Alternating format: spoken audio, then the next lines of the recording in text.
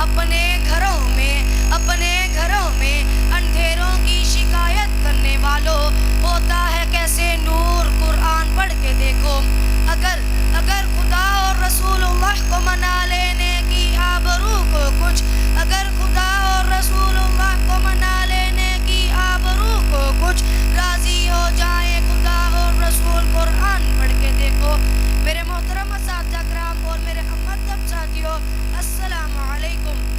आज मुझे आपके सामने जिस मौजू पर लफ्ज़-कुशाई करने का मौका मिला है वो है अज़मत कुरान।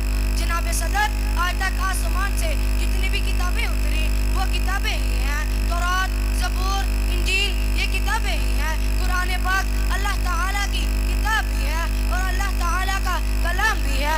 अल्लाह ताला सबका बादशाह है, इसका कलाम भी सब कलामों का बादशाह है। एक जगह में इरशाद है कि जो कुरान पाक का एक हरफ पढ़ता है उसको 10 नेकियां मिलती हैं। मतलब अलिफ लाम मीम पढ़ने से हमें 30 नेकियां मिलती हैं।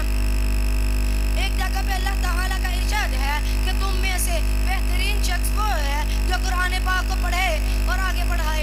एक और जगह पे इरशाद आया है कि अगर ये इंसान और जिन जमा हो जाएं और इसकी मिसाल बनाने की कोशिश करें तो वो हरगिज़ इसकी मिसाल ना बना सकेंगे, खुदा वो दूसरों को भी मददगार बना ले।